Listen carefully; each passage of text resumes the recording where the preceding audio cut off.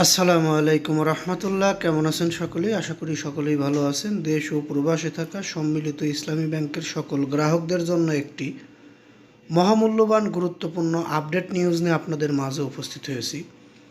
সম্মিলিত ইসলামী ব্যাংক অর্থাৎ বিগত সময়ের 5 ব্যাংক আমানত টানতে শুরুতেই আগ্রাসী মুনাফা দেওয়ার পরিকল্পনা। নিউজটির মধ্যে খুবই গুরুত্বপূর্ণ কিছু তথ্য রয়েছে। যদি আপনি ধৈর্য সহকারে পুরো নিউজটি শোনেন, বিস্তারিত বুঝতে পারবেন। একটু সময় ব্যয় করে নিউজটি শোনা উচিত বলে আমরা মনে করছি। সরকারি উদ্যোগে গঠিত সম্মিলিত ইসলামী ব্যাংক পর্ষদ গঠনের মাধ্যমে আনুষ্ঠানিক কার্যক্রম শুরু হয়েছে। সংকটে থাকা 5টি শরিয়াভিত্তিক ব্যাংক একীভূত করে গঠিত এই ব্যাংকের পরিশোধিত মূলধন নির্ধারণ করা হয়েছে 35,000 কোটি টাকা। এর মধ্যে সরকার সরাসরি 20,000 কোটি টাকা দিয়েছে, যা ইতিমধ্যে ব্যাংকের হিসাবে জমা হয়েছে। বাকি 15,000 কোটি টাকা গ্রাহকের আমানতকে শেয়ারে রূপান্তরিত করে এই টাকা নেওয়া হবে আর কি। একই সঙ্গে ফার্স্ট সিকিউরিটি ইসলামী ব্যাংক, গ্লোবাল ইসলামী ব্যাংক, সোশ্যাল ইসলামী ব্যাংক, এক্সিম ব্যাংক ও ইউনিয়ন ব্যাংক পিএলসির পৃথক কার্যক্রম বন্ধ করে সব কার্যক্রম এখন নতুন ব্যাংকের তত্ত্বাবধানে পরিচালিত হচ্ছে।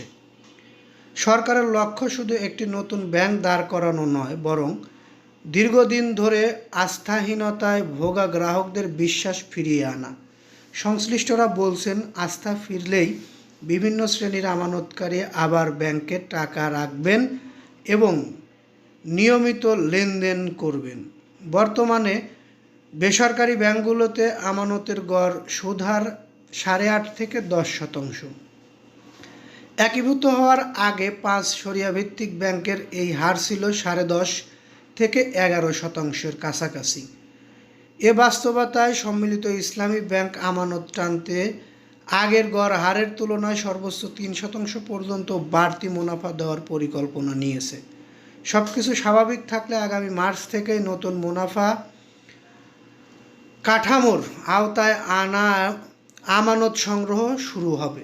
প্রাথমিকভাবে সরকারের বিভিন্ন প্রতিষ্ঠান থেকে অগ্রাধিকার ভিত্তিতে আমানত আনার পরিকল্পনাও রয়েছে। অর্থাৎ এই 5টি ব্যাংকে সরকারের বিভিন্ন খাত থেকে আমানত রাখার জন্য পরিকল্পনা করেছে। সরকারি ব্যাংক হিসেবে এটি সম্ভব এবং এই ব্যাংকে আমানত রাখলে অন্যান্য ব্যাংক থেকে প্রায় 2 থেকে 3% বেশি মুনাফা দেবে ব্যাংকগুলো।